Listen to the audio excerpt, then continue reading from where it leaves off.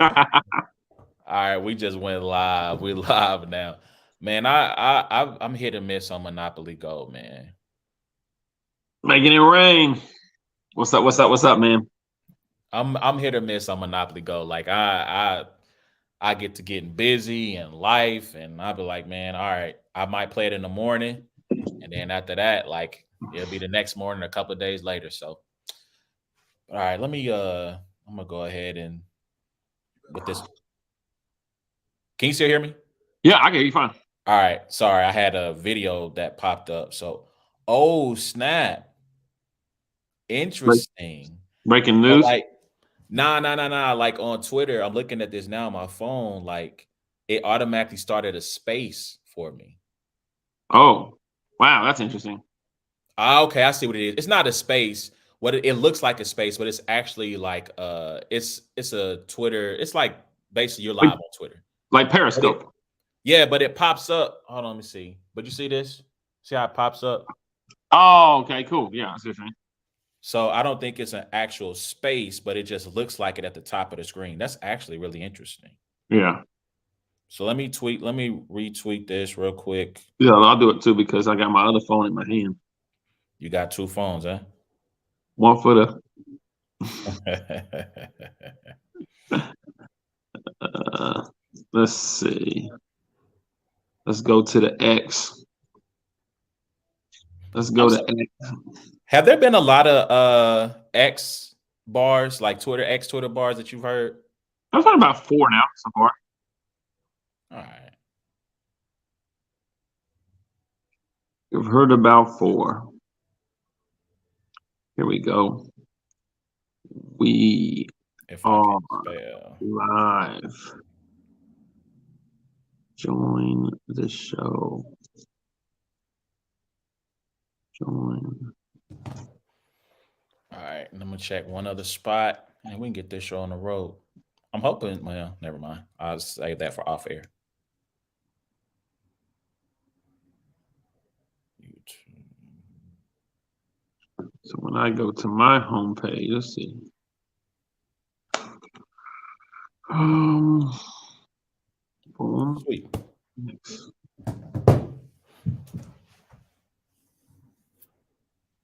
Gotcha. We are live. All right, you ready? I am ready. All right, let's get it. What's good morning, good afternoon, good evening. No matter where you may find yourself as you listen to this, and the boys are back in town. For one of them, that's literally back in town. You tuned into another episode of It's a Black and White Thing featuring A1 and A Ward. I'm one half of the dynamic duo. I'm A1.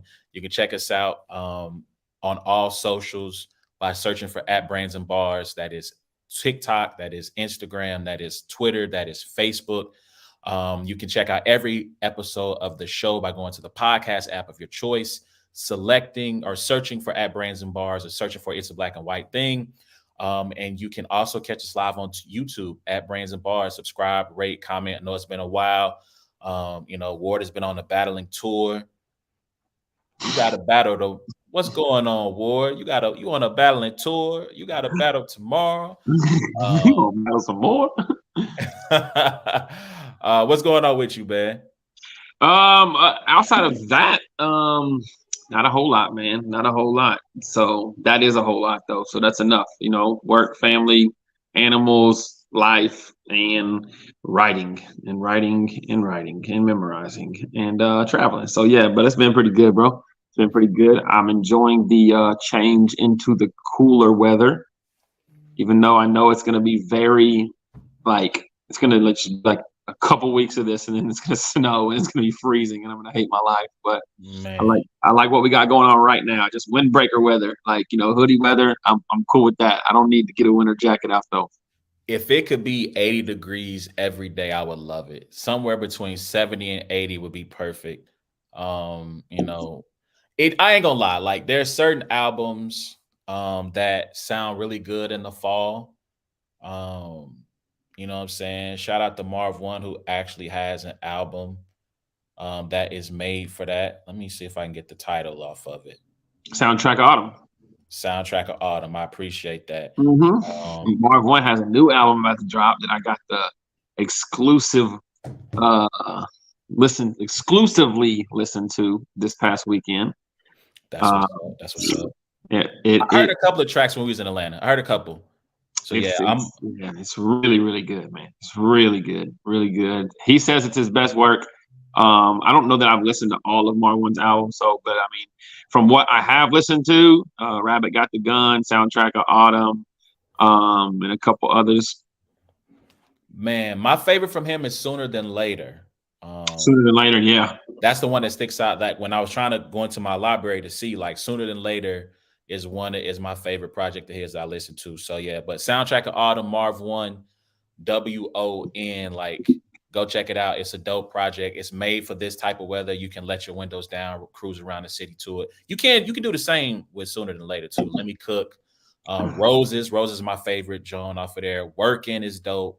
So yeah, what Clock? Is it Clockwork? I think it's Clockwork. It's a couple of dope records on there. So Their Mattress, right, man, so that's a song. That's a good song. Yep. So I got, we got a dope show. We're gonna talk a little bit of college, NFL, close it out with some battle rap. But I got a couple of things I need to get off my chest first. You can feel free to chime in if you like, but I do got a couple of things I got to get off my chest. And I'm gonna start in the world of higher education. Educators, I need someone who teaches elementary age kids 3rd to like 5th grade and sometimes 6th grade, because sometimes they're not counting that as middle school in every area. I need y'all to holler at me because the math is literally not mathing, right? So my son comes home, he's got some homework to do, right? He's got some math. They're going through the basics of multiplication, just building up into some other things, right? And so, listen, when it's been 20, 30 years since you've done this stuff, sometimes you got to like give yourself a little refresher before you sit down with your kid. Because if he asks you a question, you can't be sitting there as the adult like, I don't know. You know what I'm saying? Are you smarter than the 5th grader? Literally, right? So I'm looking at the math work. And they have this thing with math now where they say, we want to teach you the why of math. And I'm thinking the why is so you can get a job. That's the why. I don't care. So this is how they do this these days. Let's just say 2 times 7, right? 2's on the left, 7's on the right. On the left side with the 2, there are 2 blocks. You know what you're supposed to do with those 2 blocks that are underneath the 2? You have to figure out what 2 numbers equal to. So if it's 2 times 7, 1 and 1. Do you know what you have to do with those ones? You then have to multiply 1 times the 7 2 times. So 1 times 7, it equals, both of them equal 7. You know what you got to do after that? You got to add 7 plus 7, and that equals 14. Kids, let me help you understand something. You want to be good at multiplication? You want to be good at it?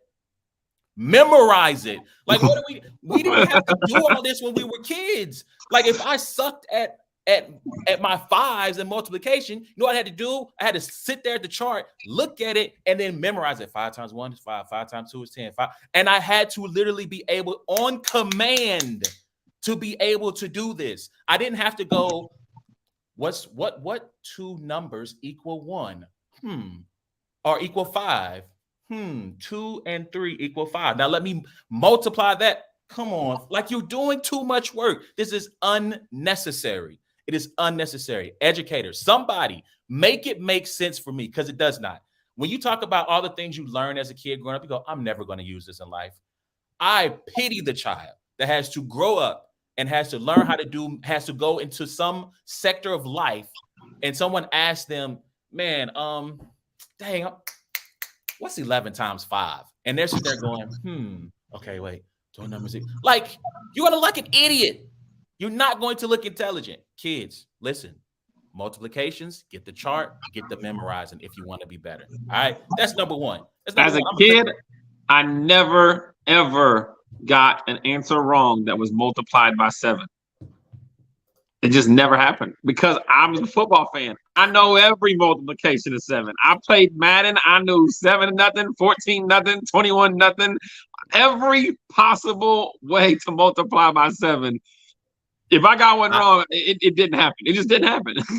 I got good at 7s real quick just for that reason. Yeah. Kids, you want to get good at multiplications of 7? Yeah. Watch football. Watch football. Watch football, and you'll see how 7 times 2, 14, 3, 21, 4, 28, 35, 42. Like, you'll get real good at your 7s if you do that. Not going, 7 times 5 or 5 times 7. What 2 numbers equal? All right. Anyway, ridiculous. Just come up with a formula, memorize it, and move on. Oh, it's real simple. It's real simple, guys. I don't care if you got to count on your hands, your toes, nose hairs. I don't care how you do it. Just not anyway. The why. That's hilarious. Bro, it's infuriating. Anyway. All right, Drake. I am a day one Drake fan. My little brother called me and was like, yo, Wheelchair Jimmy's rapping. This is back when he was on Degrassi. And I said, word? Yeah, he's rapping. There's an episode on the show. He forms a band. He actually spits a rap that he wrote for real, not one that the writers wrote for him. So room for improvement. So that's how far back. I go back to the first mixtape with Drake. This new album is getting a lot of criticism. This is a good album, guys. It's not a great album. It's not a terrible album. It's an okay album, especially considering Drake's discography. If you are a fan of Drake or if you enjoy his music, go look at his run from So Far Gone to Views. It's unbelievable. It's amazing. It is hard to meet that standard every time you drop something. This is a good Drake album. It's getting a lot of slander now. Those who hate Drake will hate it in 5 years. But I'm going to tell you what's going to happen. Those who simply enjoy the music for what it is, in 3 to 5 years, they're going to revisit this album. They're going to go, this is not a bad album.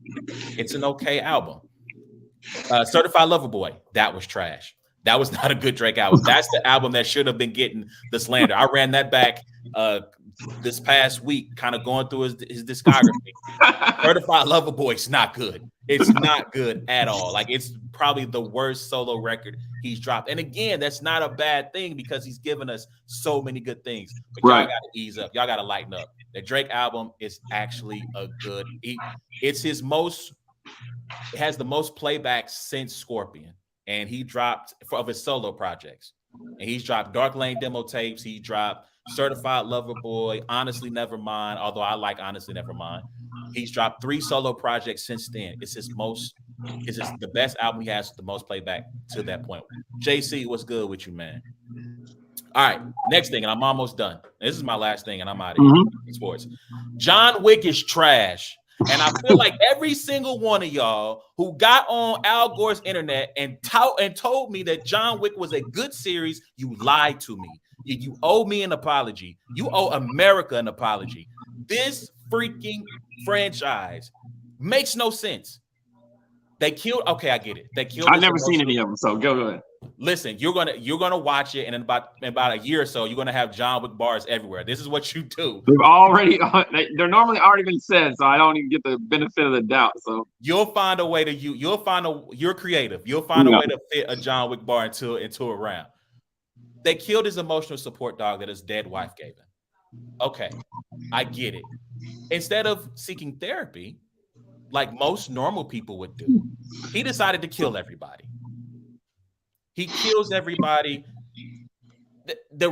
I have a list. I'm actually going to condense it down. There's no plot until the 3rd movie. Literally, the entire series is they killed my dog, they stole my car, you all must die. That's the plot. Nothing else. The 3rd movie, finally, a plot appears, but it has such a big hole in it that it doesn't make sense. It does not. The man literally. So let me. I'll put it to you like this. Let's just say URL says to you, Ward, we'll make you a deal. Highest paid battle rapper on the roster, highest views, highest looks, best opponents possible. All you have to do is go to ARP and tell him you'll never rap on his stage again. Right? This is guaranteed. They're going to take care of you because there's honor amongst thieves in this franchise. Yo, Adam. I got something to tell you. Sorry, it's true. Right. So you say yes. You go to ARP, and let's just say P is waiting for you with ARP. because he knows that you are going to announce your loyalty to URL in front of ARP's face. And you know what you do when you get there? Kill him? No, don't kill him. Oh. You turn your back on the deal. So this is how he goes to the ends of the earth, literally almost dies, goes before like the highest level of this Assassin's Creed group. They cut off his finger to prove his loyalty with his ring. Literally, boom, gone. Sear it with a brand or a stake, right? So he doesn't bleed to death. He goes back. They tell him the only way you can like get out of this being killed is you have to go kill the guy that protected you, that took care of you, right? He goes back to the guy that took care of him. The lady with the group is like, "You ready to do what you're supposed to do?" He goes, "Nah, I don't think so." Excuse. Then what I just watched this for 2 hours for? What was the whole point of me watching this movie for you to escape death for 2 hours, show up at the ends of the earth, make a deal with the devil, and then decide at the end, never mind. I just chopped my finger off for nothing. But it wasn't cliffhanger for number 4? Like, it wasn't like... I haven't watched them before. I'm hate watching it at this point. Like, I gotta see through to the end. So that was movie number 3. Y'all lied to me, man. John Wick, listen, Jay Black, you are a legend. I rock with probably 99% of what you say. John Wick is trash, and I stand on that. I'm standing on business. Trash.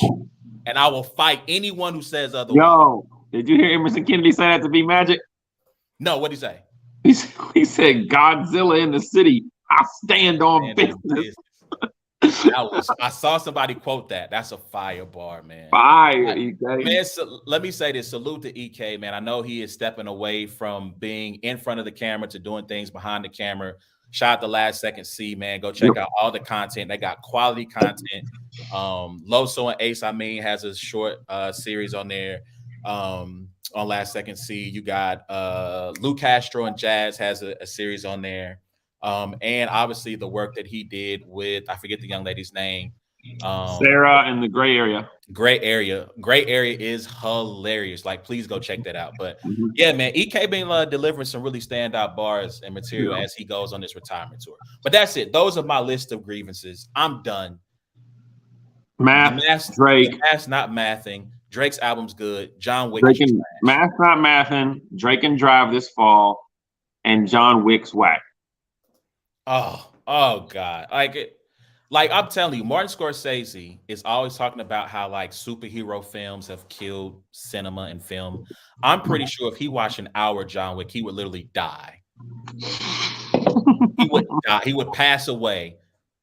Yeah, but anyway, so let's get into these sports, man. I'm done with that. I'm done ranting. All right, let's start in college football, man. As I can see, you have on your Tennessee. It's Alabama hate week. Okay. So we're gonna start there. We're gonna start with Tennessee. Like, how do you feel? We're a little bit past the halfway point of the season. How do you feel about the state of Tennessee football as they go into hate week, third Saturday in October? Or is it the first Saturday? Wow. We're gonna talk a little bit about the Chiefs later on. And I feel about Tennessee the same way I feel about the Chiefs. So going into this year, obviously after last year, Hendon Hooker, Heisman quarterback, leads the nation in like offensive efficiency, just high scoring, just crazy, Going into the year, we knew we was going to take a little bit of a step back with Joe Milton, just because kind of, lost 2 wide receivers to the first 2 rounds, different things like that. But offensively, it's just not been there all year yet. It's really just not been there all year. It's kind of been frustrating to watch, to the point where I would not be surprised if the first half is rough in the Alabama game, if a quarterback change is made in the second half of that game. If we go back about 6 years ago, this happened, and Josh Dobbs got his first action of all time, against Alabama at Alabama, I believe, in the second half. But the defense, on the other hand, has been incredibly improved. So, like I said, I feel a lot about them as I do the Chiefs. We got this kid, James Pierce Jr., off the edge. He's a true freshman. I'm like, this guy might end up being a freshman All-American, but yeah, he's just a monster. Kamal Haddon is probably, I think he leads the SEC as a defensive back, 4 picks, pass breakups, different things. Special teams was really clicking. D. Williams, obviously a really talented return guy. So it's one of those things where you're like, man, can we just get a game where the offense clicks? And obviously we need that game to be Alabama. We need that game to be Georgia. Really, we need that game to be Kentucky and Missouri too, because they both don't look terrible. Right? They got potential. We still have those 4 games on the slate, and so going into the Alabama game at 5-1, you're not mad as a Tennessee fan too much about 5-1. You're pissed off that they lost to Florida after seeing how bad Florida's been in a handful of games this year. You're just kind of like, that's the one we lost. You know what I mean?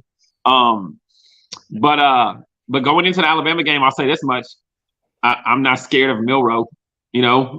This defense that we got. Milroe is like the 3rd most sacked quarterback, I think, in, I don't know if it's the nation or the SEC. And we're averaging 5 sacks, 4.4 sacks a game.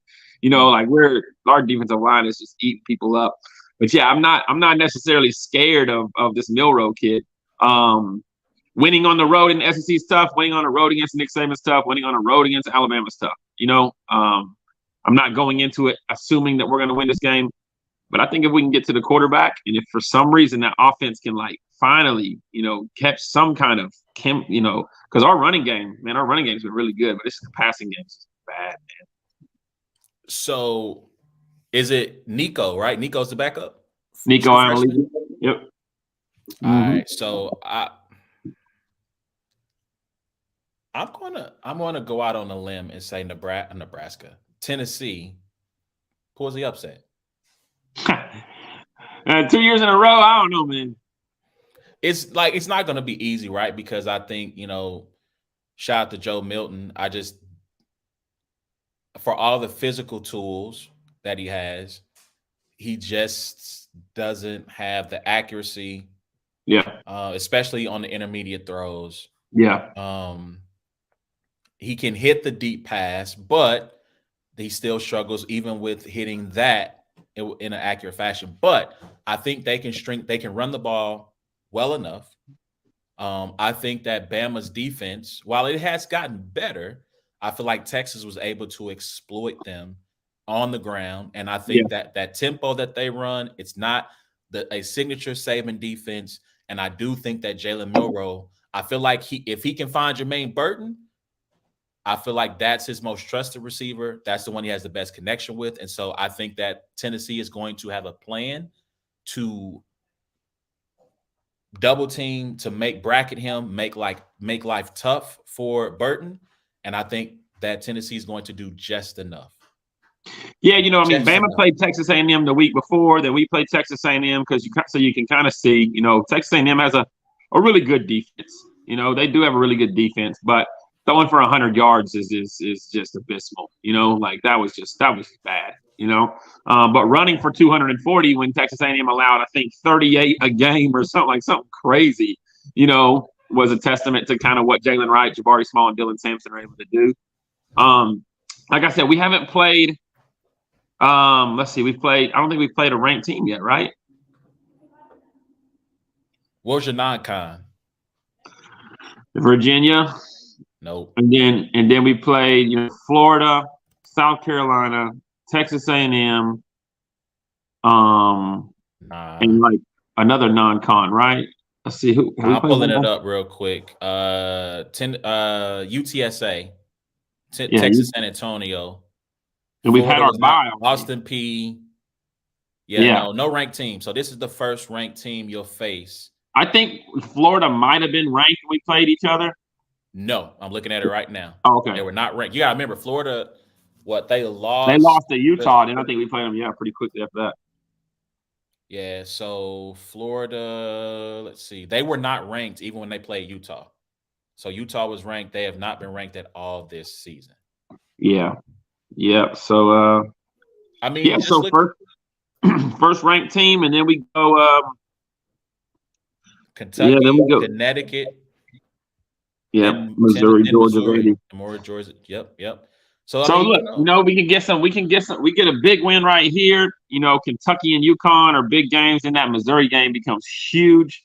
And then shoot, we can end up with 2 losses, or we can end up with 5. Man, I don't think we're gonna lose to Alabama, Kentucky, Missouri, and Georgia, but man, it's one of those teams that you're watching and you're just like, I could see you guys playing Georgia for the right to represent the East at home too. That's a good thing. That's a good feeling at home, Yep. And no Brock Bowers.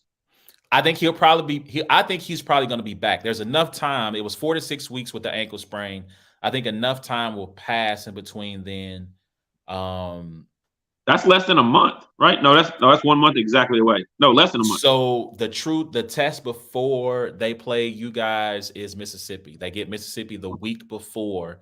They actually have Florida, Missouri, Mississippi, then you all to close. So not Florida should, although I know Graham Mertz has been playing better, but I think that Missouri, Mississippi, Georgia, or Tennessee to close, that's a true gauntlet for an offense that has struggled. Defense has not been as good, but the offense has not been great. It has pretty much been in times of trouble, hit Brock Bowers for a pass, for a play, and let him do his thing. And like you said, without him for 4 to 6 weeks. Now, the problem with that is everybody else develops. And by the time they get to you guys, now these guys have gotten the confidence and the reps that they needed without Brock, and things get a little bit tougher. So I want to throw this comment on the board. It's pretty lengthy. It's from Jordan Easley. What's up, Jordan?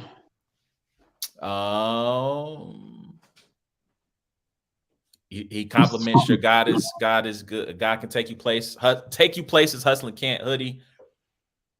Shout out to you, Jordan. Appreciate you, Jordan. All right, shout out to my guy Jordan, man. All right, so that's to me, that's one of the games of the week, if not the game of the week. I said that the ranked thing to say so that we could transition into Notre Dame. It's semi the opposite. I feel like you guys are playing ranked teams like every week, and like you're sitting there at 6-2, and like your Dukes, your USC's, your Ohio State's, your Louisville's. Like every week you're playing a ranked team. And so like I'm going into this at 5-1 we've already had our bye week.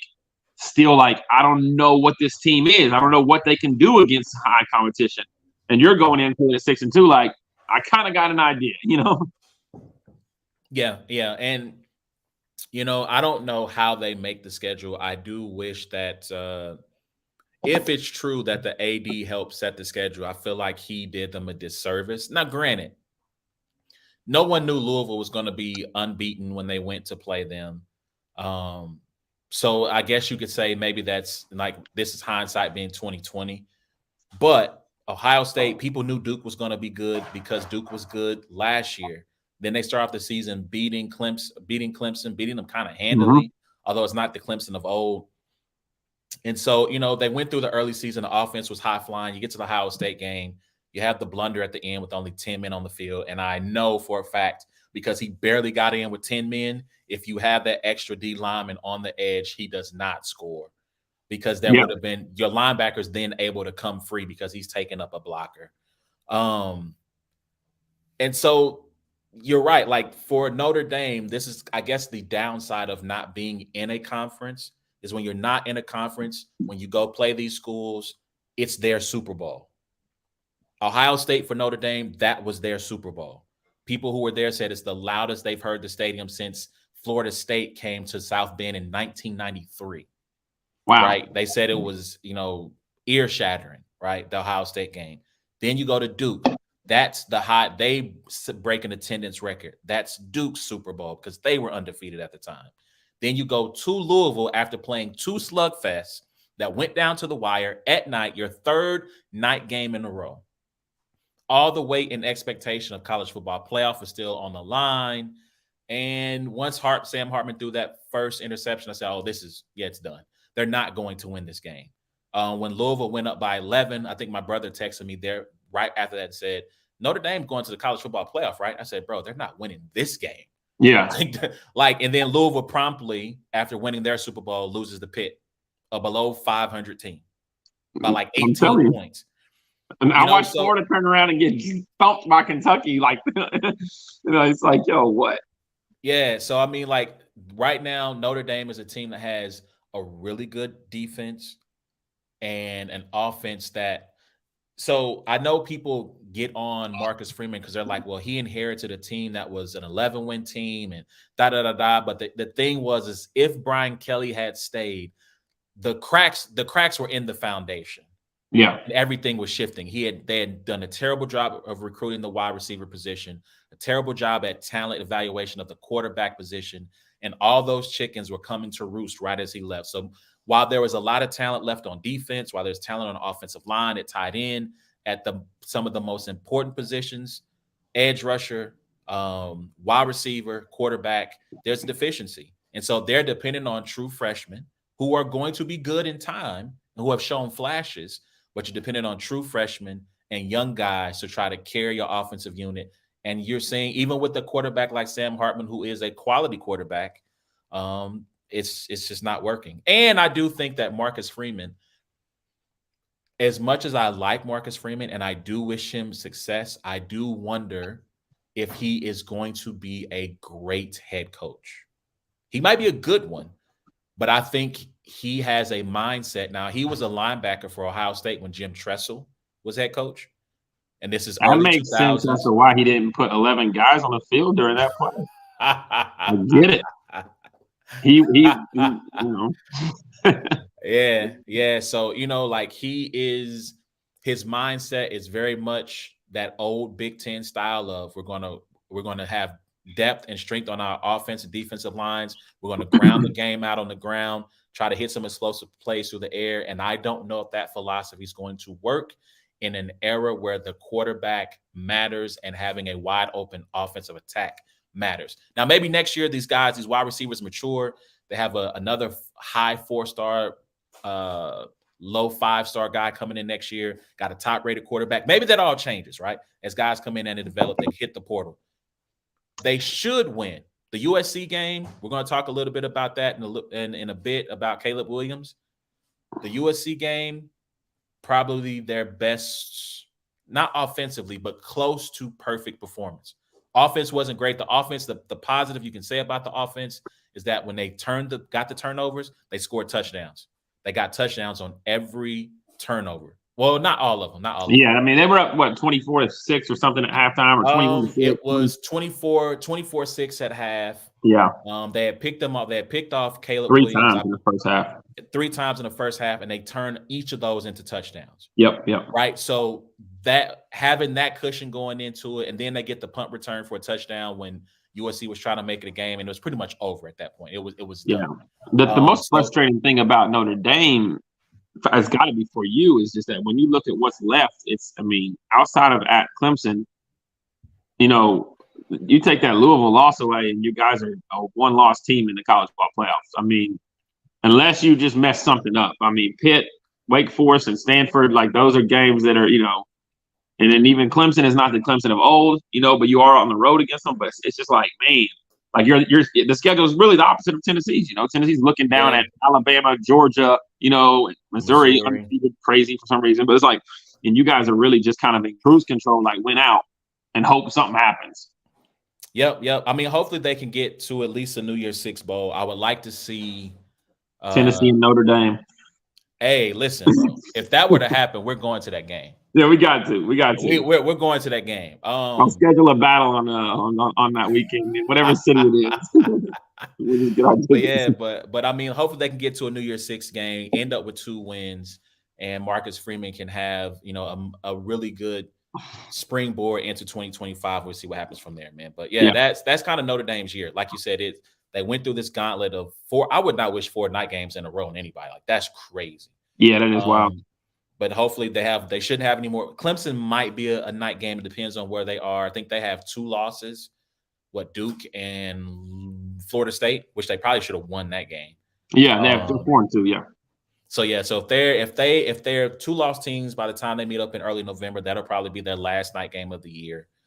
So we'll see what happens with them. But let's look across the larger landscape of stories from college football of the last week. Let's start with last Friday. So I don't know if you stayed. I know you were in Utah, right? You were in Yeah, so Utah on Friday. I watched it. Yeah. I did. So, I had the game on Colorado playing Stanford. Halftime is 29-0. And I'm like, it's like 11 o'clock. And I'm like, oh, Yeah. yeah, I'll wake up tomorrow. I'm good. Yeah. I'm good. So I go to sleep. I wake up about 1 a.m, hit the bathroom, and my phone is going bzz, bzz, bzz, bzz, bzz. And I'm like, yo, who in the group chat is up at 1 a.m.? And what are y'all talking about? Yeah. What is so interesting, right? All of a sudden I look and it's like, yo, I can't believe this. Like, man, Travis is getting cooked. Like, and I'm like, wait, the game's still on? Yeah. So I cut it on right in time to see Shedeur throw the interception. And I'm like, it's in double overtime? And I just cannot. I get it that granted, that Deion is building right. He switched out the whole team. I just never thought that team was defensively was that inept that they would blow a 29-point lead. I still haven't gone back to watch. Against Stanford, too. 1-4.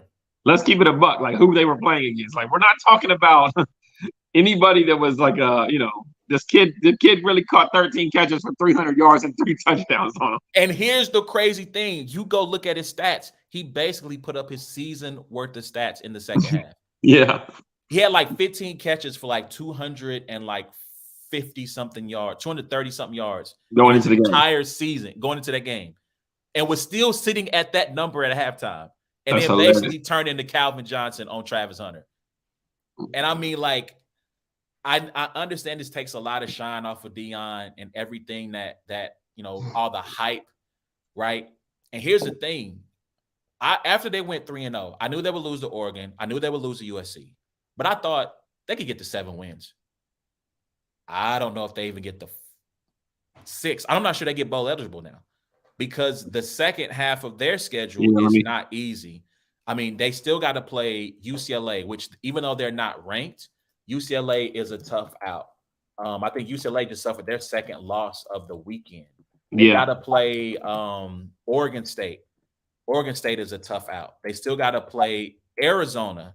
Arizona, who had USC on the ropes, is not going to be an easy out. Washington State is in Utah. Like, bro, like maybe Arizona, they'll be favored. All the rest of these games, the last 4 of those 5, they're going to be underdogs. Yeah. And I don't know if they get the 6 wins. And so I don't know what. And they only have 2 home games of the last 5, too. So, they're at UCLA, they're at Washington State, they're at Utah. And so one of their home games is Oregon State, who's number 12 in the country right now, so it's kind of like. Yeah, and I don't know what that, obviously winning is what is granted, being Deion Sanders is going to do a lot for recruiting, but being Deion Sanders and winning is going to mean a lot more in recruiting. And so my thing was definitely like with the 29-point loss, we're already, with the 3 wins and the recruiting and everything, we're already on this hype train of that Deion Sanders in a few years could take over Clemson or Alabama or what. At the end of the day, he still got to show that he can coach. And he starts to show that he can put coordinators together that can coach. You know what I mean? And it's like losing 29-0 right there. Travis Hunter playing so many. I mean, the kid just got, ribs cracked, came back and throwing him right back into those particular situations. Like, to me, I'm looking at it like this was not a great coaching job at all, It does reflect on coaching. And the thing is, like, I know having conversations with people who are not as locked in on recruiting the way that we are, right? And into college football the way that we are, they're just like, oh, he's Deion Sanders. Like, he's going to just show up and kids are going to just flock to him. And I'm like, bro, like, that ain't gonna go but so far. Like, being Deion Sanders to Jimbo Fisher. He looks like the most unlikable human being. Yeah. You know what I mean? Like, if that was the case, the coach at Notre Dame looks like a cool dude, I get it. Deion's a Hall of Famer and that will play a part, but it's like kids want to win, kids want to be taught how to play football at a level to get them, like I would be interested to see if he's there for a few years, how many NFL draft picks he puts out.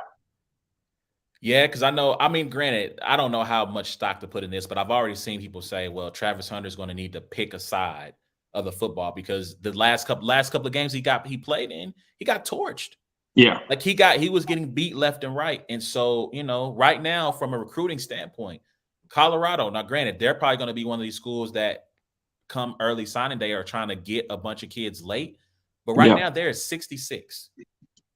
Like if they're going to get the transfer portal is going to be nice to them every year.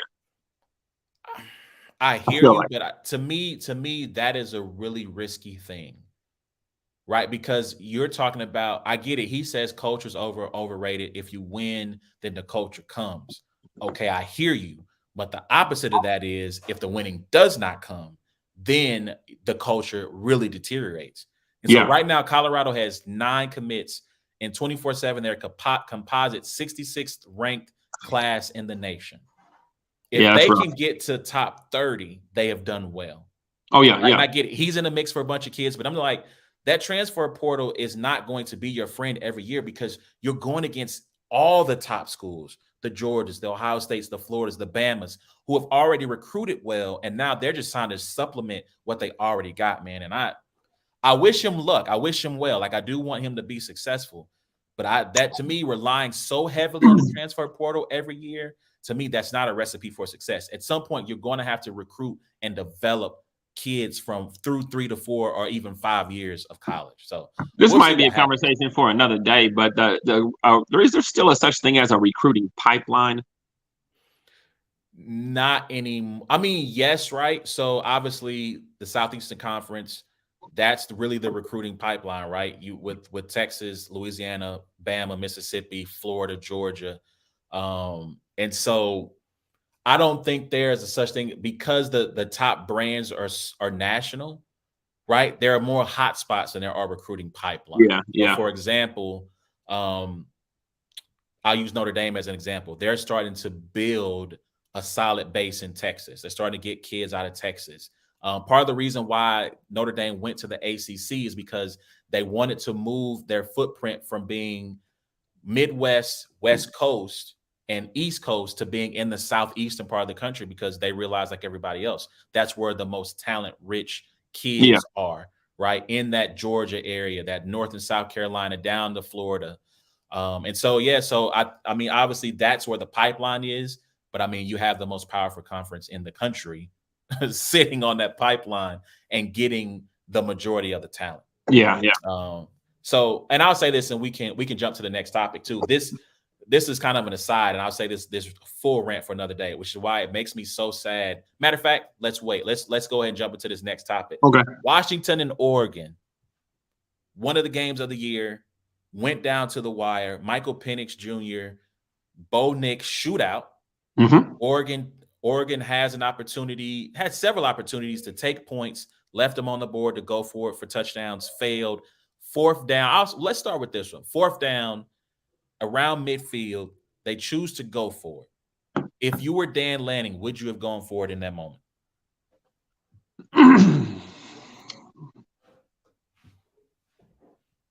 Yeah, I think I'm staying aggressive.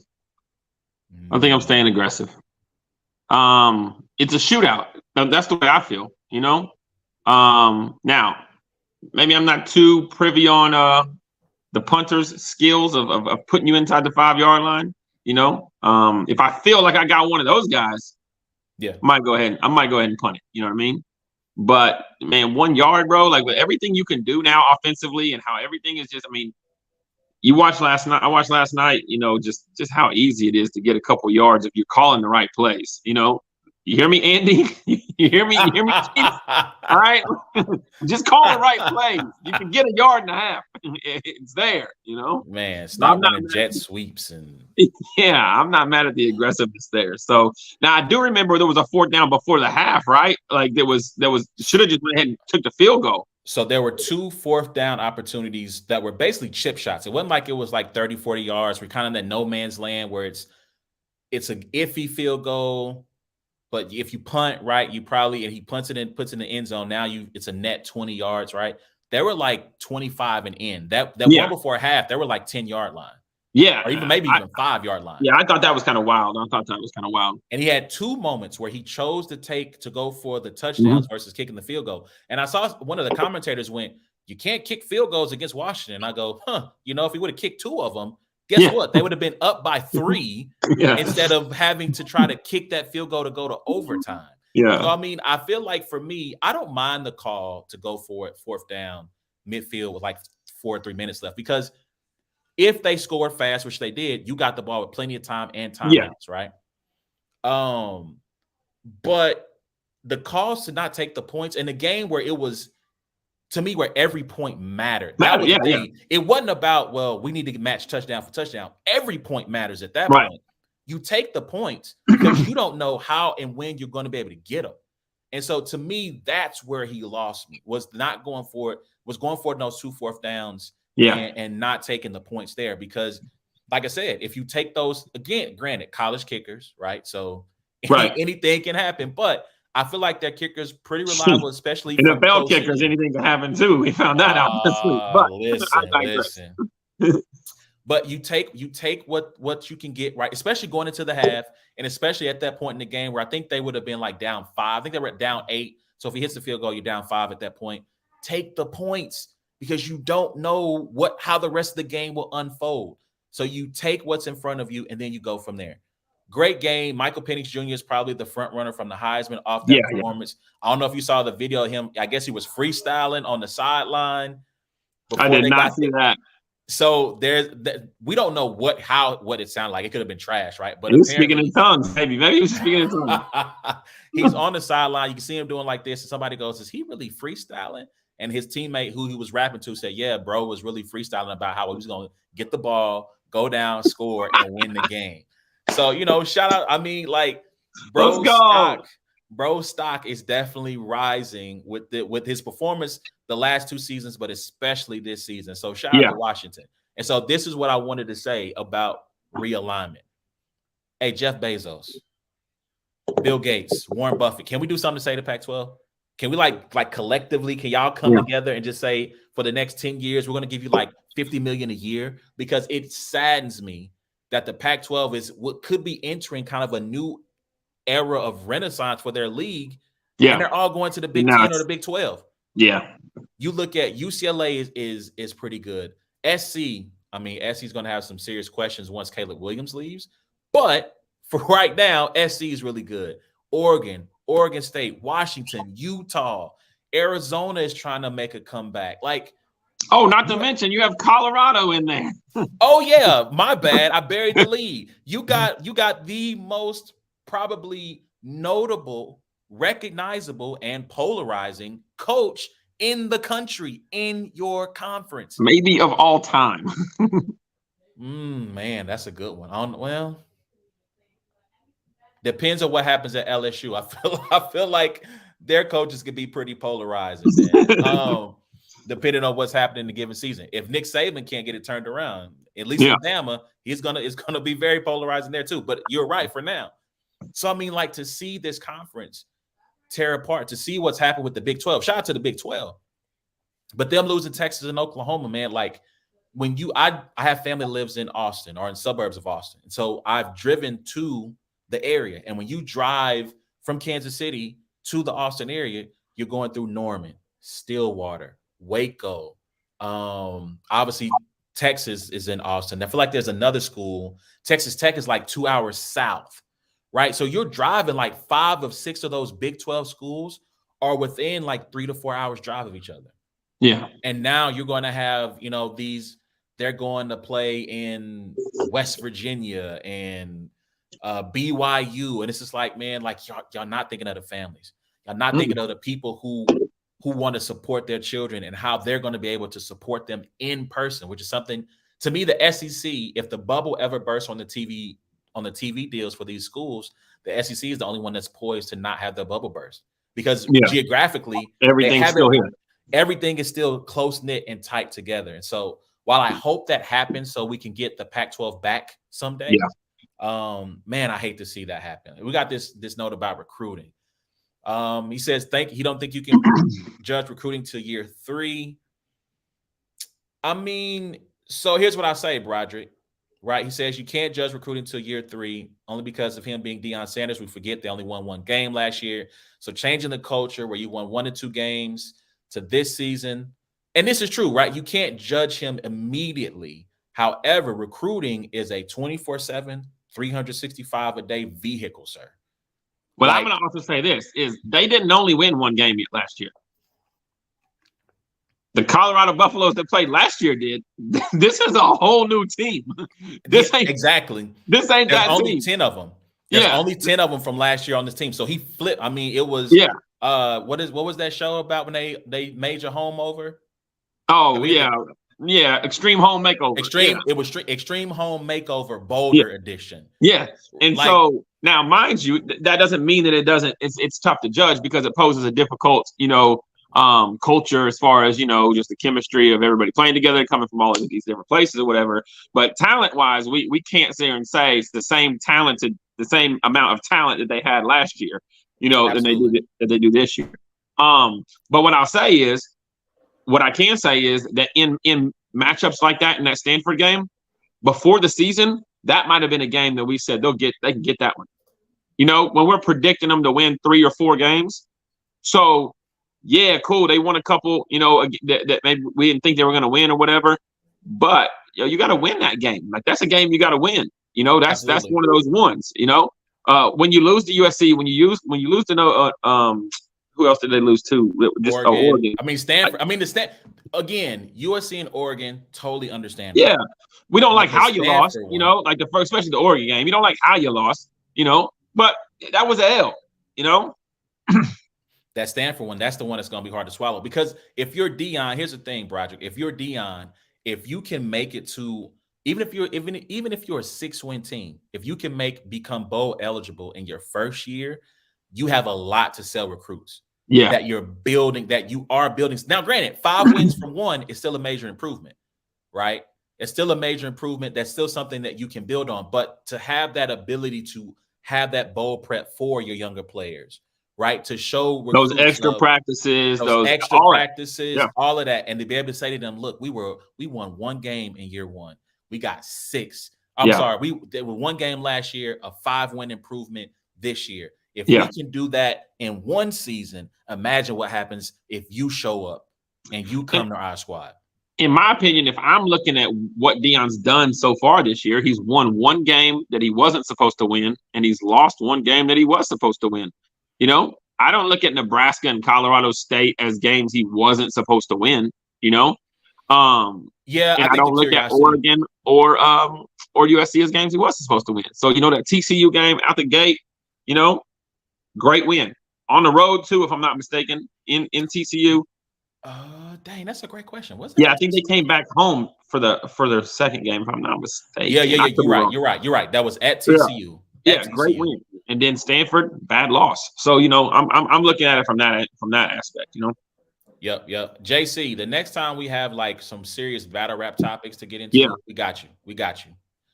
All right, so let's last topic we'll hit on college football here.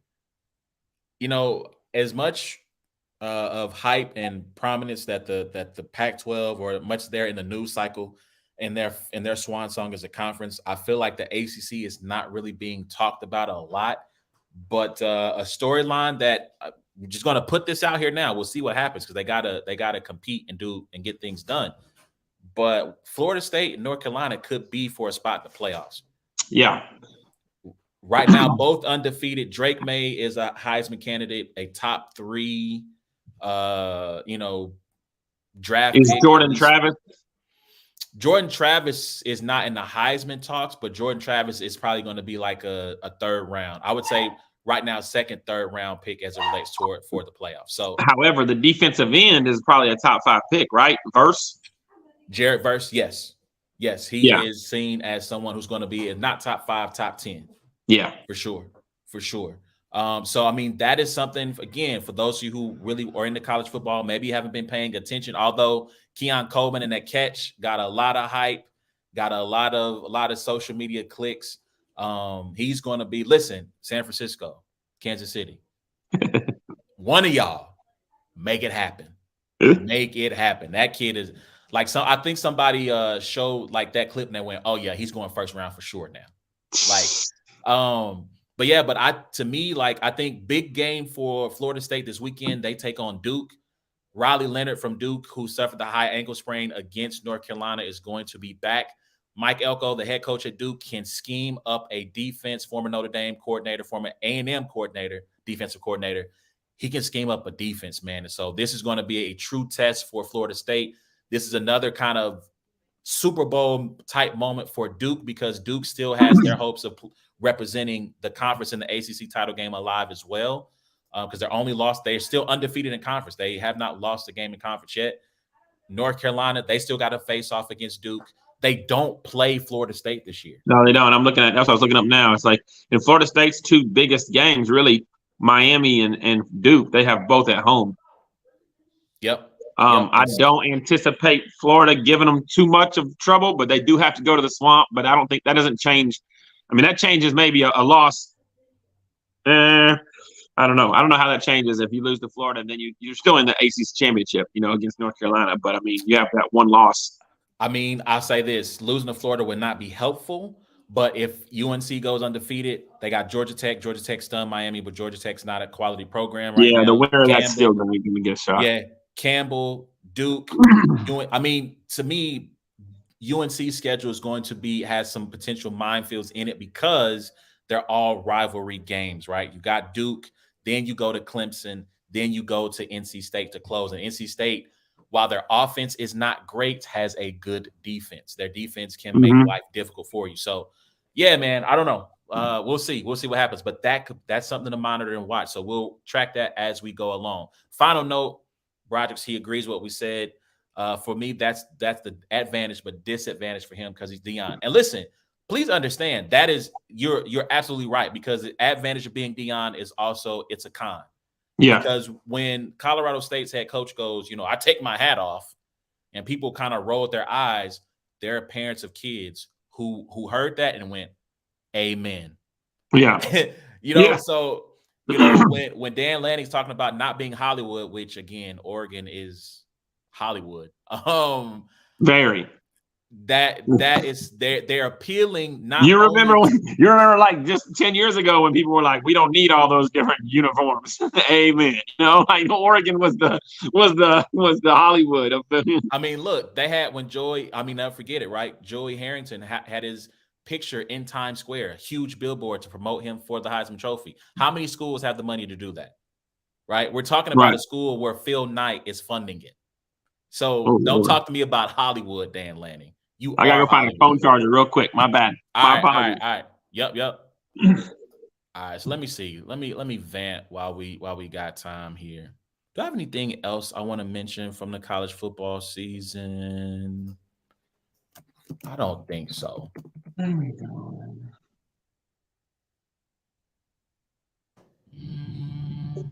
And I didn't talk about the Big Ten, but I'll say this about the Big Ten. This is shaping up to be the matchup of the weekend, Penn State versus Ohio State. I think in Happy Valley going down this weekend. I know Loso, shout out to Loso, he posted a graphic of James Franklin's record against top 10 teams. It's not good, but this is going to be one of the best chances that Penn State has to knock off Ohio State and make it into the college football playoff. They had an easy game against UMass the week before. Drew Aller is a true sophomore quarterback. No, he's redshirt. I'm sorry, redshirt freshman quarterback who Notre Dame should have recruited because he wanted to come play there, but that's for another day. They have the defense, they have the offense, but can they finally get the big win? That's the one thing that has eluded James Franklin at his time in Penn State is the ability to get a huge victory versus a team like Ohio State. And if they do, they're in the driver's seat to go to the Big Ten title game. After that, they have Indiana, Maryland. They get Michigan at home. So I'm sorry, they're at Ohio State. So they're at the Horseshoe this Saturday at 11 a.m. They win that game.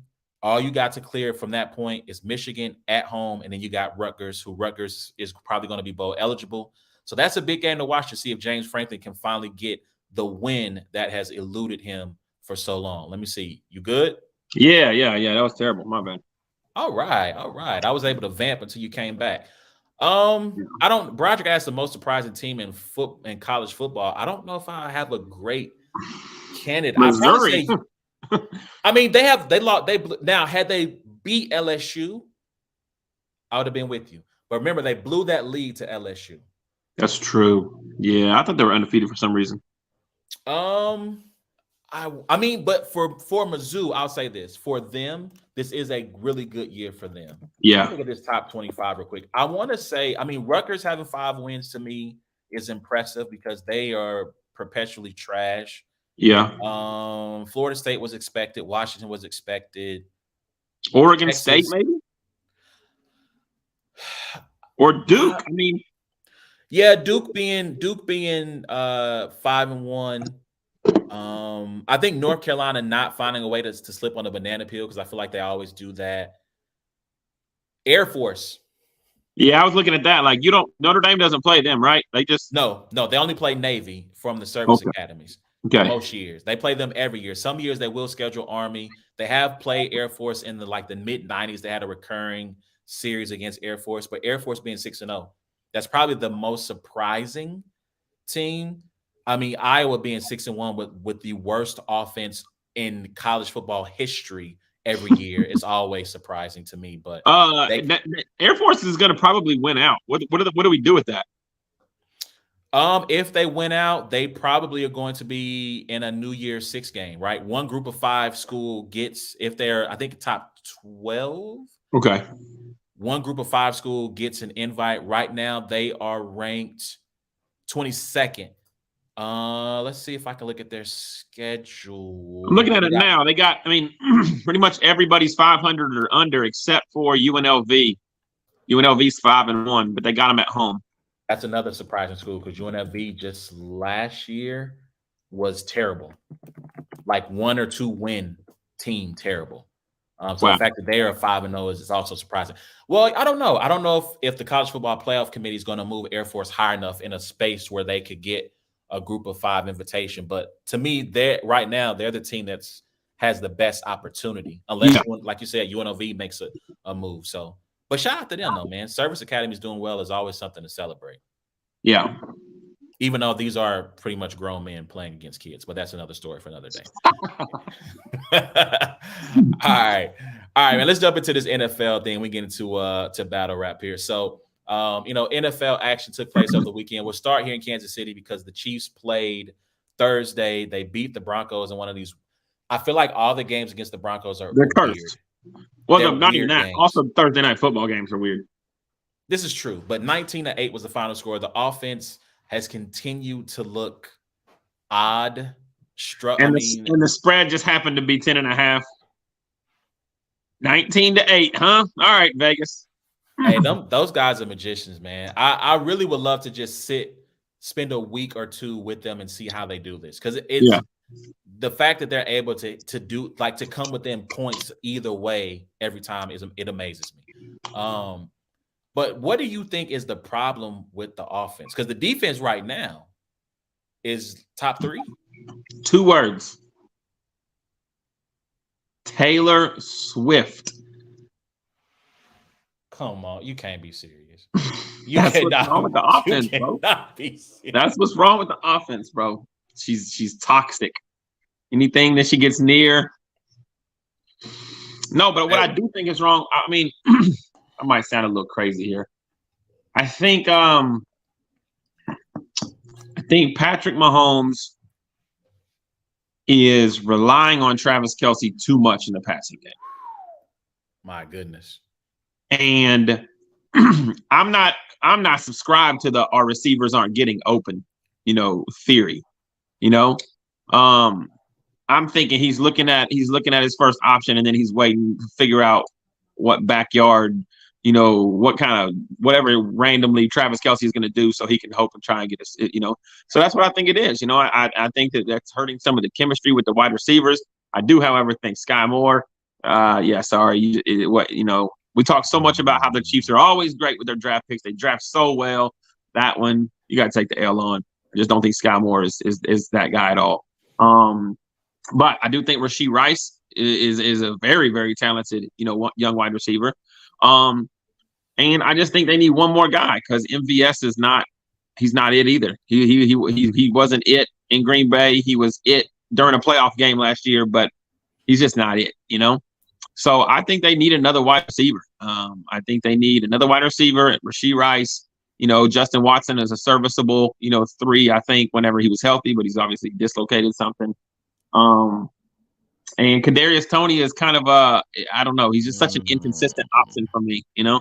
Such an inconsistent option for me. So, but yeah, I think Mahomes is really just relying too much on Travis Kelce, and the offense is just kind of super out of sync.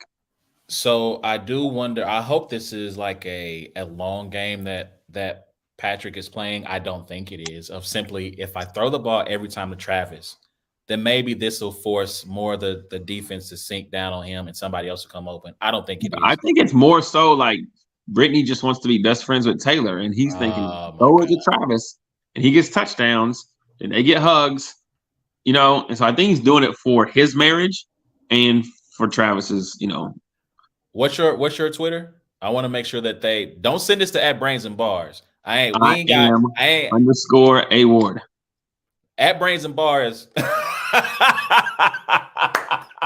What happened? We got a comment?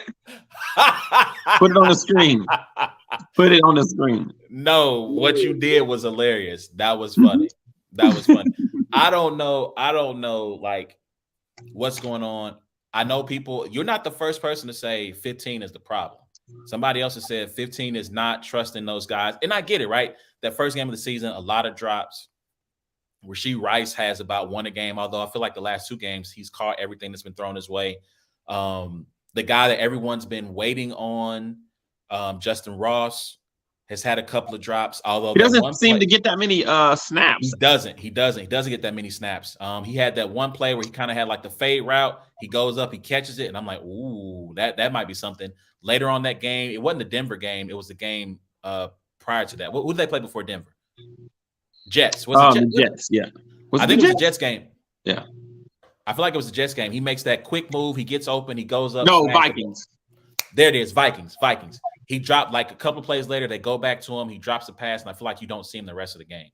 And I just thought when they got into the red zone that Justin would be a guy that they would try to, throw some back shoulders, a fade route similar to the one that he caught against Minnesota. I thought they would use him there, and they just have not relied on him at all in that particular area. Rashee Rice to me is Dwayne Bowe 2.0 right now, not in the drops area, although they are sharing that in common. But that slant, that quick, like run 5 yards and turn around and then get some yak after that seems to be what he does, which is kind of what Juju's role was last year, right? Yeah. But he's seemingly sliding into that Juju Smith-Schuster role. I do want to say this to Chiefs fans, though. Eric Bieniemy was the coordinator for pretty much all of Patrick's career. I feel like Nagy was there the year before he took over. Then he got the Chicago job, and then Eric took over and has been Patrick's coordinator until this year. Every time that offense under Eric Bieniemy was one of the best in the league, one of the highest scoring in the league, and anytime they struggled, a lot of y'all were quick to point out, Eric, you're not doing you. Why is Andy letting Eric call the plays? When they had the meltdown the second half of the AFC title game against Cincinnati, there was a whole expose for some random Twitter user about how Eric Bieniemy sank the ship at halftime by arguing with Patrick, and he had in his contract how he got to call all the plays and da-da-da-da-da. Y'all had all this energy for Eric. This offense has been struggling the majority of the season, while the Washington Commanders, Sam Howell looks like a competent NFL quarterback. That offense has been not great because Sam Howell is not Patrick Mahomes. There is no Travis Kelce there. While they may have better skill position at wide receiver than you guys, that offense has been competent and it's been good. I need to see some of that energy y'all have for Eric to go towards Nagy, because to me, that's what I've been missing from the fan base. Y'all had a lot of stuff to say about EB. If this offense continues to have fits and stops and starts and sputters, y'all better bring that energy towards Nagy, because I'm not seeing it right now. This comment from Broderick. He thinks it's the OC personally. He thinks that the wide receivers aren't at where they need to be at this precise moment, but they're slowly starting to progress. I mean, maybe. Yeah, I'm just a little more worried this year. Like I mean, last year, but we do have, like I said, when I was talking about earlier in the show, like the Chiefs' defense is vastly improved. So Jarius Sneed is playing like an all-pro defensive back. Chris Jones is playing like the best defensive tackle in the league. I haven't paid too much attention to Aaron Donald's stats, and we know Aaron Donald is obviously Aaron Donald, but Chris Jones, his impact has been huge. Willie Gay's all over the field. Nick Bolton's making, highlight interceptions. And I mean, guys are just playing very, very well on the defensive side of the ball. Not to mention, I wish I can't remember some of these guys' names, but Dan, what's the guy on the defensive line? Dan, Derek Nottie. Was it Derek Nottie? No, I was thinking about the other guy. Mike Dana. Mike Dana, there we go. Yeah, like I mean, this is a lot of guys that are playing really, really good football, And so, maybe if this offense is not as good as it's in the past, maybe it's the defense that gets the stops this year, and that's what we're hoping for, And I mean, to echo that point, I feel like you're in a space right now in the AFC where the Chiefs are number one by default. But I'm not sure that there's anyone that is there to take the crown. The Bills' offense is up and down. The Bengals are at 3 losses right now and still have to play Pittsburgh, Baltimore, who they all lost to the first time around. So they're already down 0-3 in the division. Lost to Pittsburgh, lost to Cleveland, lost to Baltimore. So they're already down 0-3 with a second half to go. They've got to play the 49ers. I think that is next week. So they still got to play the Bills. They still got to play the Chiefs. So they still got a huge gauntlet to go, and they put themselves in a huge deficit to start the season. So they still have time to figure it out. They have time to figure it out and try to figure out where they're going. But I think that on the AFC side, that really the scariest team is clearly the Dolphins. I think it's pretty clear that that's the scariest team right now. That and the Chiefs get them in Germany here in a couple weeks, maybe 2 or 3 weeks. So we'll kind of see, how that defense, gets pressure on Tua and guards, those wide receivers. But I think that's clearly the team. Like you said, the Bengals, the Bills, Chargers we just saw last night look rough. Trevor Lawrence and the Jaguars don't look nearly as like I thought they might make that leap from last year. I thought the Jaguars might make that leap and it'd be like, hey, the window's open.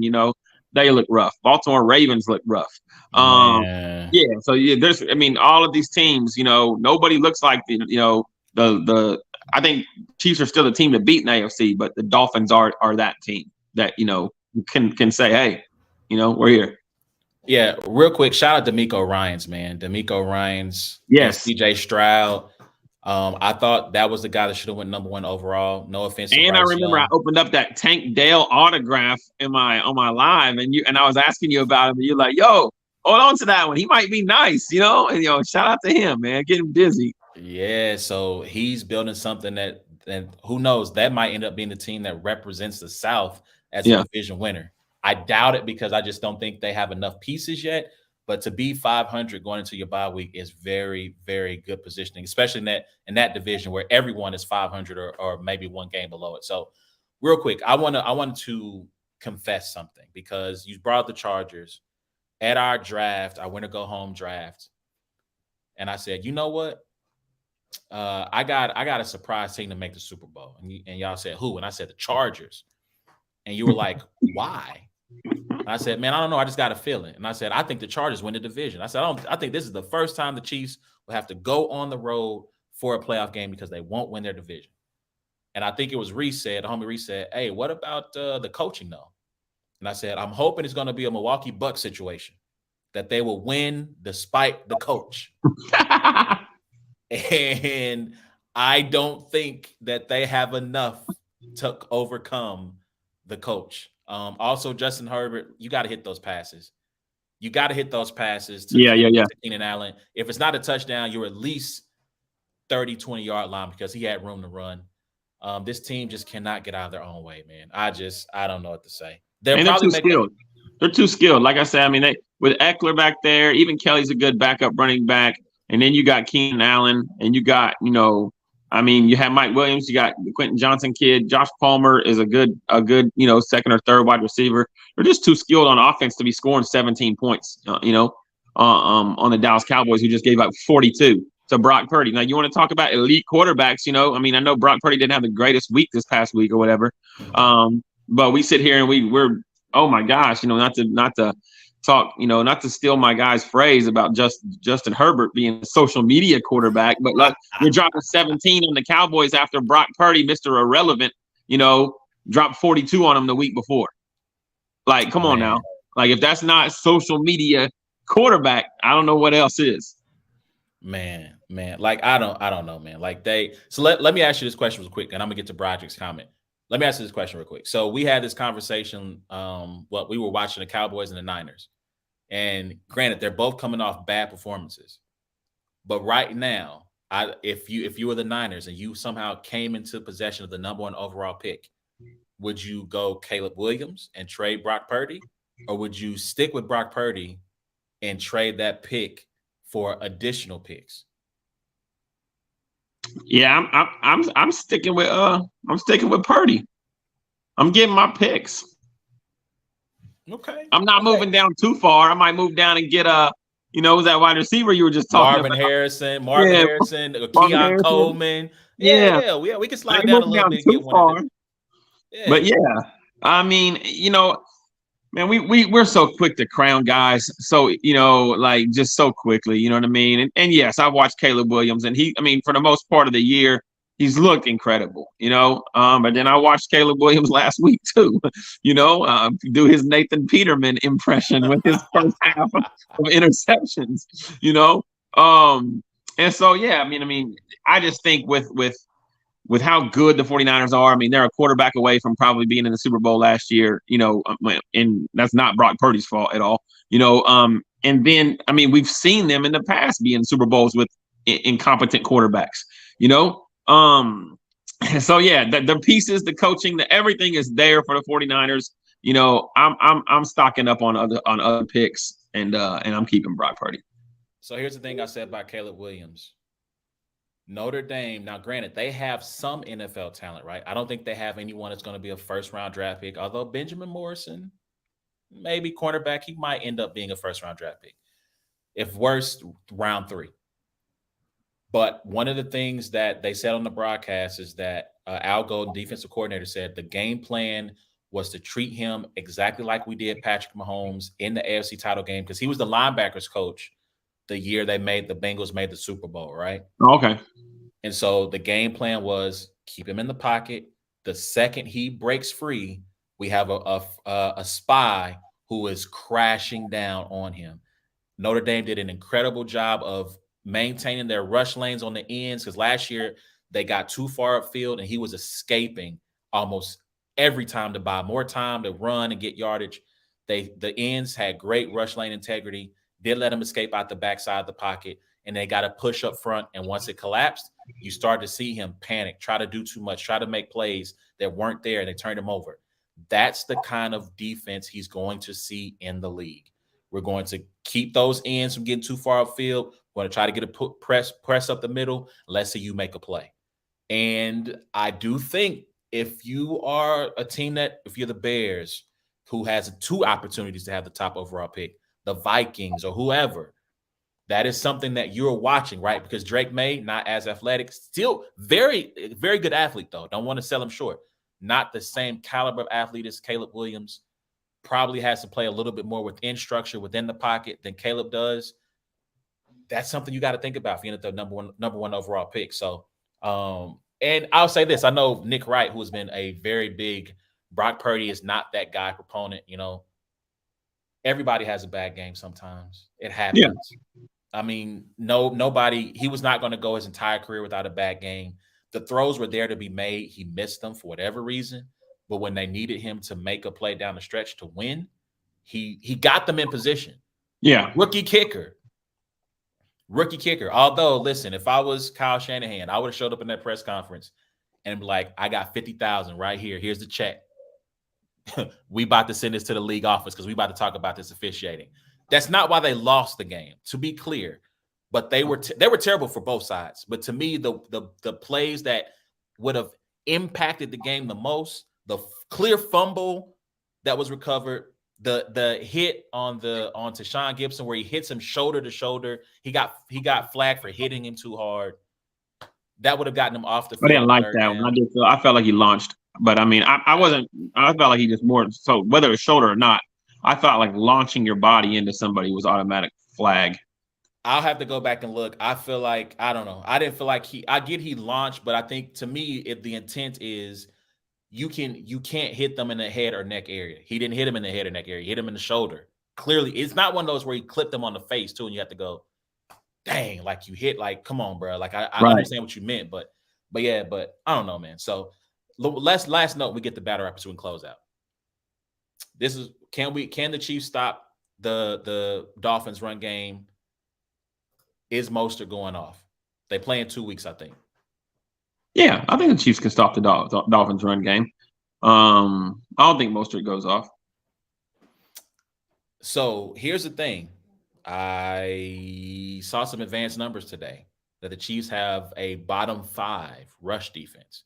Analytically, like the advanced numbers, not just the regular counting stats. So that is something to be concerned about. Yeah. And Mostert's one of those guys where if he gets an angle on you, I can't wait to see McDuffie. I mean, to be honest, I can't wait to see McDuffie and Snead versus Hill and Waddle. That's going to be a fun matchup. They don't possess the top end speed. I can't see them doing this. Although who knows with Spags. People, stop single covering Tyreek Hill. Unless you got Deion Sanders or Revis out there, please stop. He's gotten 2 easy touchdowns where the corner's got no hands on him off the press. It's over. You don't get a hand on him, it's over. So maybe Spags tries it, but he would be a fool. You better have somebody over top waiting for him as soon as he burns that first guy. But I don't know. We'll see. But the Chiefs, that is something to monitor. Again, the run defense has not been great this year analytically. Could be a problem. All right, so want to close the show out on this. We haven't talked battle rap. I know you've been all over the country in the last month and a half or so. There have been 8 billion battle rap events. I apologize. I'm pay-per-viewed out. I'm battle rapped out. I don't watch 8 million events. So, shout out to J4. Oh, actually, I did purchase the pay-per-view for J400's thing because I wanted to support Marvin and Saga. But, shout out to John. I know his event fell apart. Shout out to iBattle. All the leagues that are putting on events and throwing them. You were at Mike Masters in Utah again. But I do want to ask you this to close out the show. Let's start here. Not naming yourself. Your top 5 for Cody is who? Not naming myself? Not putting yourself in the mix. If you had to name your top 5 for Cody, who would it be?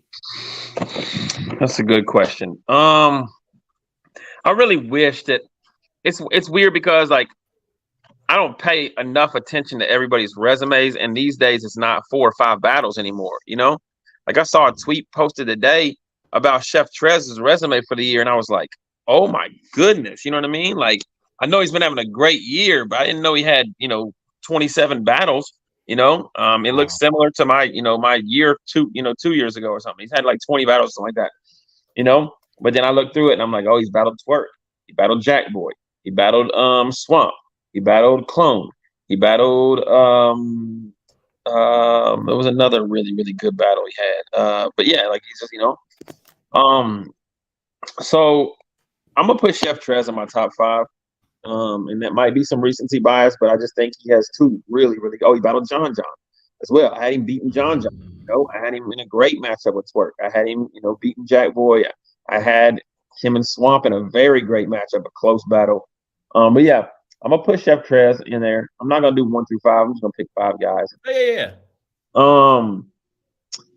I think I'm gonna put Tay-Rock in there as well. I think Tay-Rock's having another one of those years. Really, really good year. I'm putting Big K in there, definitely. Just with the year he's having, the impact he's having, he beat the toughest battler to beat in the entire world to start the year. And so, there has to be said something of that as far as strength of schedule is concerned. I'm gonna throw, man. I don't know if I want to say this or not. I'm gonna throw Geechee Gotti in there right now. Oh man, that third round of versus Easy, and just knowing what Champion of the Year is about, I'm gonna throw Geechee in there, and then my fifth one. I'm sorry, y'all. Y'all just gonna hate me. You can roll your eyes, you can do it all you want. It's my guy, whatever. Marv One, bro. Marv One's had an incredible year. I really love Marv One's year. I think he's winning all of these battles as well. I think he's writing some of his best material that he's ever written in what his 20th year of battling, And I think in a day and age where you look at these guys like No Offense, Disaster, Reed Dollars, Jay Mills, Ness, guys. I'm just saying, veteran legend guys that have been around for a long time. We look at them as like they're not in their prime. They're not the same person. That win is not equivalent to what it used to be. Well, there has to be something said about the fact that Marv One is actually probably being the best version of Marv One right now. Some 20 years later, and beating guys like Danny. I had him beating Danny Myers clearly this past weekend. So yeah, I'm gonna throw Marv in there. I think Marv definitely deserves to be in the top 10. But I'm throwing him in my top 5. So Tay Rock, Big K, Geechee, Marv One, and Chef Trez. That's right now just off the top of my head. Mind you, somebody can show me a resume of somebody else that I'm leaving off. I don't, Twerk has obviously had a great year as well. Easy, the block captain, has a year that needs to be spoke about as well, with the Hitman battle and with, Reed and Disaster. Loso's had a really good year. Loso's got 16, 17 battles, there's just a lot of guys, a lot of guys out there that, have really been putting on this year. And then when you're so much content, like you said, you're battle wrapped out, I am kind of too, because I'm looking around like, man, these resumes are so long. You got guys with, that are doing what I did 2 years ago now, and it was frowned upon, taking so many battles. And it's like, but yeah, no, I think it's definitely going to be an interesting year for Cody. And I know we were talking about it in the group the other day, but there's going to be somebody that gets that late push. There's going to be another battle that happens here in the next month and a half, and somebody's going to get that late push. And yeah, I'm gonna tell you. You mentioned Twerk. Twerk has the Trez battle. Whether you think he won or lost, it's a good quality battle. He's got the coffee battle. He won that. He got the hollow battle. He won that. Shoddy Horror still to go. Yep. If he is the opponent for Mook at Homecoming, yeah, that might be your Cody right there. With all due respect to especially everybody, if he 30 Mook, or he has like a legendary type performance, And I think I feel like the consensus is he won over Hollow clear. I know some people have Hollow getting the third round. I feel like people had him winning the first 2 pretty clearly. Yeah. But again, you have Coffee, who's a Wody. If you have Hollow, who's, Mount Rushmore status, Mook, Mount Rushmore status, Shoddy Horror, who is definitely Mount Rushmore over in England and still has status here in the States as well, right? Don't want to downplay his status here. Right. That's going to be a tough resume to overcome, especially if you can say, again, if we're not talking about debatables, but if he's got clear wins over all those, Coffee's are clear, Hollow's clear, if he gets Mook and clears and Shoddy clear. Another person I left off that I don't foresee having a big battle like that at the end of the year, but I think Ill Will's had another really good year. Man, yeah, he has. I know. Has he battled 4 times this year? I know he had Hollow and Hitman, but I don't know if, because you got to get 4 battles this year. Yeah, you do, don't you? I don't. He might have some on some small leagues though. He might have some 1-round battles on some smaller leagues, or 3-round battles on some smaller leagues that we haven't paid attention to. But Ill Will, if he can get 2 more plates, if he doesn't, or 1 more, he might have battled the 3rd time and I just missed it. But Ill Will's definitely had a year between those 2 that you have to pay attention to for sure. Was the back to it, or was it straight to it? Was those to start the year? Those were last year, yeah. Last year? All right. So I want to end the show by asking you this then, as we close out. Where do you place yourself respectfully for Cody this year as we head into this final quarter? I definitely think I'm in top 10 right now. I don't know about the top 5. You know, Cody is just all about in what lens you look at somebody's resume through. You know, like that's really what it comes down to. You know, somebody is looking at my resume and they're saying Big K, Vixen, Frack, Verb, Clips, Real Sick, Emerson Kennedy, Shufflo and Marlowe. They're looking at like, yo, this is what we've been wanting that award for the last 3 or 4 years. We want all of these types of matchups, you know? And then somebody's looking at it and saying, well, I got him 1-4 in these matchups. And I don't think that he's won either. You know what I mean? Somebody's looking at it and saying, hey, guess what? He has possibly the body of the year. He has possibly the performance of the year in that body of the year with Vixen. He has 2 nominees for battles of the year with Averb and Real Sick. You know, and when I say nominees, everybody says they got a battle of the year. I'm thinking those land in the top 10. You know what I mean? You know, with battle of the year, you know, nominations. Then you got moment of the year. You know, maybe even possibly 2 moments of the year with the Crown Vic line, and you know, so like not only does the resume match up, do the performances match up, but the strength of schedule. If you're going based off what's the best Big K you've seen all year, first A award. What's the best Frack you've seen all year, first A award. What's the best Verb you've seen, A award. What's the best Real Sick you've seen, A award. You know, my resume is not only that, but I'm taking on the best. You know, we sit here and talk about, yeah, Twerk got hollow. You know, yeah, he got hollow. Cool. Did he get the best hollow we ever seen? No. You know what I mean?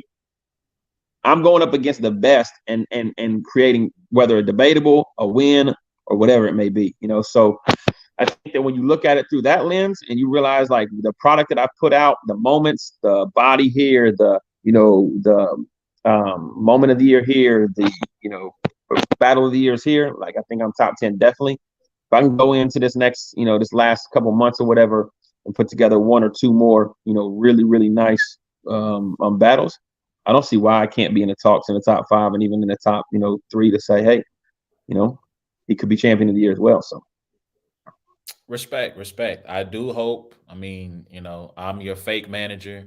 I do hope that in 2024 that you definitely, you know, slow down. every year, You bro, know, every year I'm taking less battles. Every year I'm taking less battles. This year I've had less battles than last year. Last year, less battles than the year before.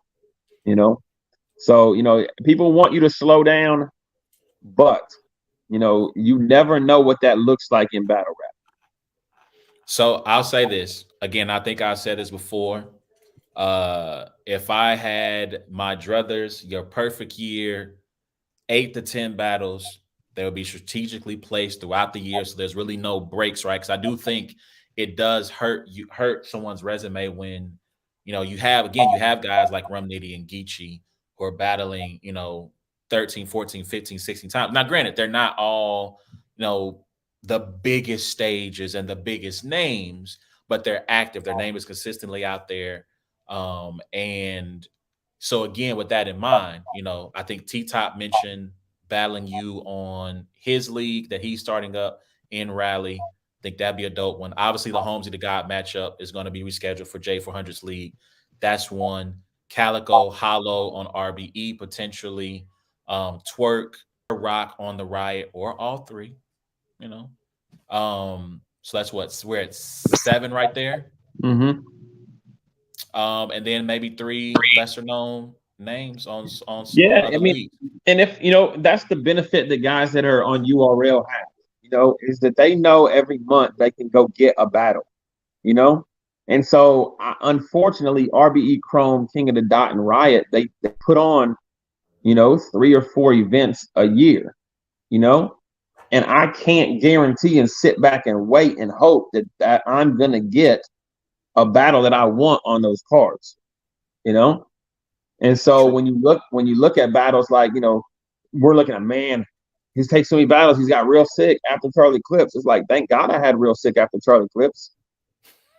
You know, I mean, people didn't like the Charlie Clips battle. I thought it was a fun battle, but like, thank God I went 2 weeks later, I'm back in like, oh, battle of the year, A Ward, like, what do we, you know? Thank God I had Big K 3 weeks or Vixen 3 weeks after Big K, you know? And so, like, you know, you're kind of like looking at battles and you're just like, you never know how they're gonna fall with like being on these leagues that don't necessarily say, oh, we got 2 events this month. We got an event next month. Don't worry, there's an event next month. You get your get back, And so, whenever you don't get to be on an event, like I didn't get to be on the last what was that? Was it a closure? Or what was it on that? When I was left off of the one with that was Hollow, right? That was Hollow and no, you were on that card with Hollow and Ill Will. I'm talking about King Los and Ill Will. Yeah. That was that Closure? I can't think of the name of that event. But it's Rosenberg Raw and Charlie Clips. Yeah, Mook and K. Yeah. I know the one you're talking about. I know the one you're talking about for sure. Hey man, John, man, what's up, man? What's up with Clone and War? What's up? Mm-hmm. Super Black said he ready. What's up? What we got to do? What we got to do, John? Do we got to line you and him up? What we got to do? Let's make it happen. 2024, man. My guy needs to make his bullpen debut. It's been long enough. It's one of the few stages he has not touched. It's time to make it happen for sure. Facts. So for sure. Well, and listen, I'm gonna tell y'all league owners. I don't know what y'all out here doing, man. I don't want to see y'all name up on no RICO paperwork because all of a sudden there's a lot of events happening. Like the first part of the year had a bunch. It was a big lull in the middle, and from like August to the rest of the year, y'all money got longer. Look, I went back on Google. Was like, are they back doing those PPP loans? Like, I need to holler. Like, what's going on right now? Like, hey, make sure that money good money. That's all I'm saying. I don't want to have to be free nobody. I ain't trying to be no free nobody hashtags on Twitter, man. Make sure that money good. But we need to see, but for real, John, like for real, you going crazy with the cards. Like somebody tried to say y'all went big league and you went and said, what? Let me show you something real quick. So 2024, my guy, let's make it happen for real. But yo, that's our time, man. We've been here for an hour and a half. We appreciate y'all tuning in. Last couple of comments. Shout out to Broderick. Real quick, one last thing off the cuff. If you could introduce someone, because he says, thanks for getting me into the genre. If you could introduce someone to 3 of your battles, what would they be to get to like the essential A-Ward 3-pack of battles? Somebody new or just like my favorite? New to the culture. So like someone who's new to the culture, what battles are you introducing them to? St. Mike, Real Deal, and Ill Will. Okay. Why those 3? I think material-wise, there's not a lot of times when there's a lot of backstory in a battle. It's hard to introduce somebody new to the culture. You know what I mean? Because there's so many references and things that they get lost in, angles and different things like that. St. Mike is just very palatable. Is that the word? Maybe I don't know, but I feel like St. Mike to use it. But okay, yeah. Continue. I feel like St. Mike is just very like it's an easy watch. You know what I mean? His angles are pretty like you don't have to be a battle rap fan or whatever. The Real Deal battle as well. It's a little bit bigger stage. It's a different type of battle. And then you get to see Ill Will. You can see like 2,000 people. You get to see the rebuttals. You get to see, the pressure and everything. So just 3 different types of battles. So. All right, cool. Shout out to Jordan Easley. Apparently we've been on so long that he is eating dinner with the family. Facts. And shout out to Troy, man. Shout out to Troy. Hope you and the family are good, man. Shout out to you. France decided to let me know that I am not your manager. Hey, I was going to speak up. France, what's up? You wasn't there when he was back at the Loop. What's up? You wasn't with me shooting in the KCC. You wasn't Team Jesus, France. What's up? I've been in the trenches. Yeah. More than easy. What's up? What's happening, France? Ask France what he know about Empire.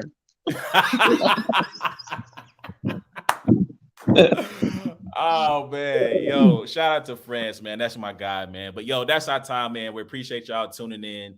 Until next time, it's been a black and white thing. Last thing before we get out of here, remember you can follow us on all social media. Follow him at @IAM_A-Ward on Twitter. I believe that's the same thing on nope, I am A-Ward on Instagram.